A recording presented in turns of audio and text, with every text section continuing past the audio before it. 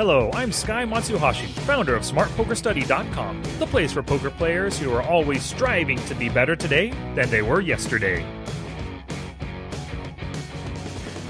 Poker People, in episode 77, which is part 6 in my Handreading Lab series, I showed you how to work out your opponent's 3-bet calling and 4-betting ranges using 3 specific HUD stats and 3 important questiones. Hey, Poker People, thanks for tuning in, thanks for that Patreon support, and thank you for spreading the word, because that's the only way this show grows. Holy cow, it's Friday, and this is actually the 3rd episode of the week. Been a pretty busy week for me, but are you ready for some Q&A action?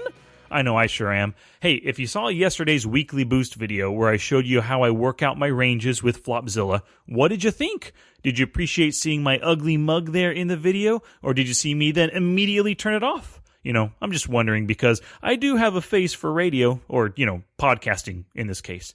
But anywho, I just finished watching Deadpool for the 6th or 7th time, and man, I freaking love that movie. It's got great action, and Ryan Reynolds, he is perfect for playing the fourth wall breaking merc with the mouth, When my wife and I saw this in the theater, she had no idea at all, zero idea of what to expect when he broke that fourth wall in the beginning. She had no idea what was happening there, but I freaking loved it. Hey, yeah, I wanna shoot, baby. Shoot, baby. Shoot, baby. Shoot, baby. You packed in your stack, especially in the back, brother. I wanna thank your mother for a buck like that. Shake, booby. If looks could kill you, would be an Uzi or a shotgun. Bang! Oh, hello. I know, right? Whose balls did I have to fondle to get my very own movie? I can't tell you, but it does rhyme with Pulverine. And let me tell you, he's got a nice pair of smooth criminals down under. That's a great question, Deadpool. How did you get the role? That's great. Or how did you get your own movie? But man, that intro with the slow-mo camera through the car, seeing all of that carnage, then later coming back to it and showing how Deadpool got in that situation in the first place was incredible. And it ended with another great question. Did I leave the stove on? I love it.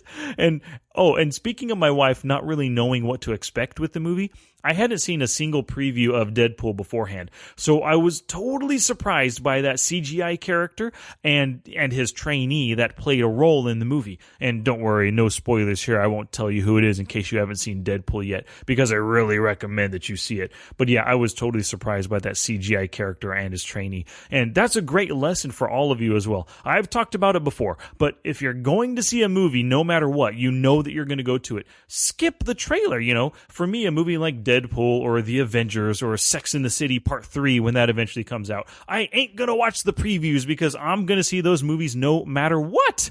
Of course, I'm just kidding about that Sex and the City 3 thing. But I recommend just go anyway and be totally surprised. Like in Batman v Superman, I thought it was going to be just the two of them fighting, Batman and Superman the whole time. And in the end, they'd make up and be friends and all that kind of thing. And I was totally surprised to see that super chick enter the fray and that ultimate baddie who everybody had to fight, I'm really glad I never saw a preview, and I was totally surprised by what happened in that movie. So I recommend you all do the same.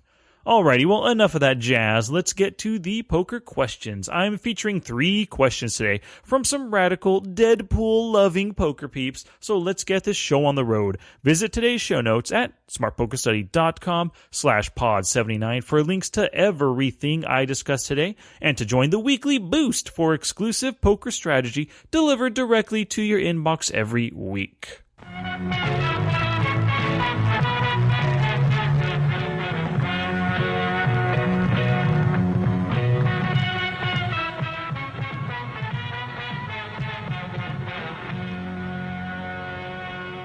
Okay, so this first question today comes from Philip Redmond. Hi, Sky. One thing I am interested in at this point in my career, in my poker career, is that I would like to hear about how some pros took the leap from recreational player to pro and the struggles in life in doing so. Another thing I've been thinking about lately is the times I cringe when I make a call on the river. I'm starting to think that if I'm cringing and calling, maybe I should just be folding. Obviously, sometimes I still win when making a cringing call, but I think most of the time the maths say that I should be folding.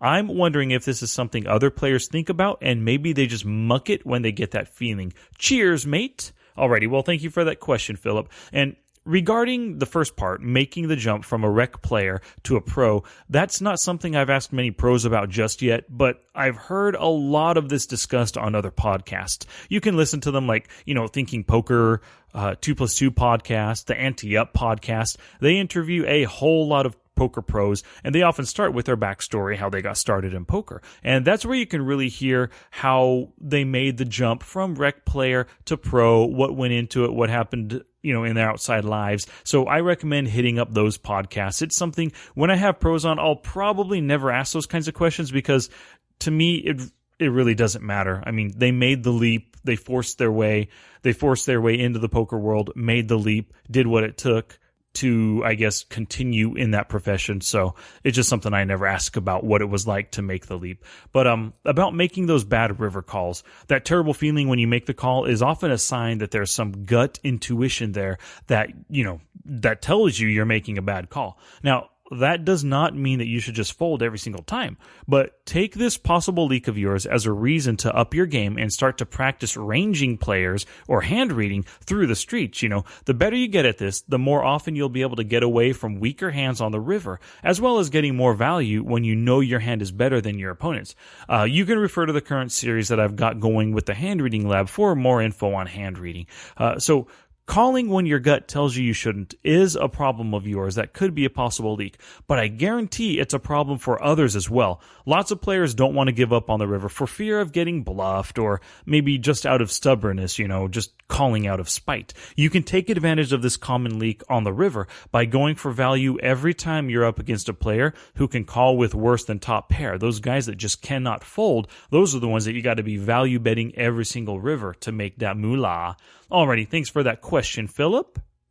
Alrighty, question 2 today comes from Michael.Rakeback. He says, Sky, first off, let me say that I am really enjoying your podcasts. I learned of you through the Red Chip Poker podcast when they aired an interview that you did with Split Suit. I tried your podcast out and am very impressed with your detailed approach to poker lessons. Often, I feel like podcasts are very general and don't offer specific practical information, but that's not the case with yours. Quick question. I have played on ACR, or America's Card Room, a few times prior to seeing your affiliate link. I saw your promo code for the Rakeback bonus and used your code for my last deposit. Can you explain how that works? Can I get this promotion if it wasn't my first deposit with them? And if so, when and how do I get the rebate? Okay, on to what I'd like to learn. I play in Southern California at the Hawaiian Gardens and Bike Casinos. I often bounce around from the 2-3 $100 max buy-in no-limit game to the 3-5 $300 max buy-in game, and I'm wondering your opinions about these games. The 100 NL game is a short-stacked, by 100 NL, I think he means 300 NL, 2-3. So the 2-3 game is a short stack game, and I feel like much of the poker strategy that you learn about hand ranges, 3-betting, c-betting, etc. just doesn't apply. These players play basically any hands. A 3 big blind raise does not minimize the field. It actually pulls more players into the pot. Typically, I must raise $15 to $20 just to get to play against 1 to 2 players. Raising $20 is 1/5 of my starting stack, and then after the flop, I'm left with only $80 to try and play the rest of the hand. Obviously, this really limits my options. So the question is there a different strategy for a game like this, or should I just avoid it entirely? My bankroll is more suited for the 2-3 game, but my game is more suited for the 3-5 game. Which game should I play? Thanks in advance, Michael. All right, well, thanks for the email, Michael, and thanks for the compliments on my podcast. That's exactly what I'm trying to offer with the podcast, giving specific strategies to improve your game. And regarding the Rakeback, since you didn't sign up under me, you'll have to contact their support by email to support@americascardroom.eu. They'll be able to tell you if you can get Rakeback or not. I think if you signed up just through their site, then you'll have their standard bonus plan, but you might be able to ask for Rakeback, and they may make the change. It's basically just like being charged a discounted fee for playing with them. At the end of each day's play, they'll calculate how much you paid in Rakeback and give you a percentage of that of that rake back to you. At any time, you can request to have that money added to your bankroll on the site. It can't be like you can't withdraw it in the form of a check or direct deposit or anything. It just adds to your ACR bankroll. And regarding those two different capped games, they really aren't that bad to play, but most of the time, your goal will be to go for maximum value with your good hands and do your best to limit the field. Just stick with quality hands in just about every position. I mean, you can widen your range, your opening ranges, or your raising over limping range as you get as you get nearer the button, but you want to basically play a really tight range overall. I feel your pain when you have to dedicate 15 to 20% of your stack preflop just to get guys to fold, but the players in these games are often very loose passive, so they will limp call a whole lot with crap cards, just hoping to hit the flop hard against you. If you choose to play in these games, I recommend coming in for a raise with very good cards only, and you can often limp behind all small pocket pairs, many suited connectors, and suited gappers in order to try and flop a strong hand yourself. These type of speculative hands play very well in multi-way pots, so it is okay to limp them, but you can always ditch them if you just don't flop anything at all. Pretty easy to ditch when you've only committed $3 or $9 to the pot, And pay attention to who at the table are loose passive players and stations, and make sure you only value bet versus these guys. In other words, don't bluff the stations. But if you do bluff, make sure it's versus 1 to 2 players only, and preferably when you're in position. When you have top pair and you know the players who are still in the hand, you know that they call down very wide, like their stations with bottom pair or ace high even. Make sure you don't miss an opportunity to value bet, as it's easier and totally necessary to get these guys to pay you off when you're likely way ahead of them. And with loose passive players and stations, if they come out with aggression, if they come out firing on the flop, turn, or the river, then get out of there with mediocre hands and bad draws, unless you know that they're bluffy and maybe they're going on tilt, kind of like Black Rain 79 talked about in podcast number 78, So my overall feeling, Michael, is that if you're a cash player, skip the smaller capped games unless you feel you've got a skill edge over the opponents. Maybe playing those bigger capped games is a little scary, putting up a full 60 big blinds, as you might not be fully rolled enough for that. But the more you do it, the more comfortable you'll become. And I would recommend moving to those higher capped games, especially if the level of play is the same as the smaller capped games.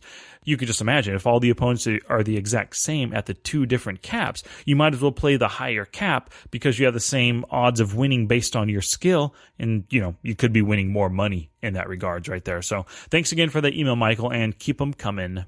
Okay, so it's time for a quick Patreon plug. If you support me on Patreon, you can get some exclusive poker strategy content that I won't deliver anywhere else. There are different levels of support, and with each level comes different rewards. You can get over-the-top podcast shoutouts, early release podcasts, extra patron-only podcasts and videos, copies of my future ebooks, and more just for supporting me with a small monthly contribution. There are also some crazy goals that I've set. If you help me hit these goals, you'll hear more strategy content from me in the form of more questions answered, longer podcasts, more videos, or even more frequently scheduled podcasts. Who knows, with your help, I might be podcasting 5 days per week. So, to learn more and to support me, please visit patreon.com/smartpokerstudy. Alrighty, for the final question today, this one comes from Wendy Pepper and is a pretty timely one as it relates to some questions from other people that have been posting in the Facebook group, the Smart Poker Study Podcast Facebook group. And she says, "Hi, Sky. I'm doing the test problems in my Crushing the Microstakes book, and man, do I have some ways to go." By the way, she's referring to Black Rain 79's book, Crushing the Microstakes, which I haven't read yet, but I hear good things. And she goes on to say, "With no pressure and Chopin playing in the background, it takes forever to count outs and check for doubles and counterfeit cards, etc. I am still early in the book where the problems show you two hands and make you count the outs that only help you and not the opposing hand, which we know is not the case in poker. You never know your opponent's hand. So I'm wondering how you count outs when it's possible those outs could often be good for villain. Thanks, as always, Wendy."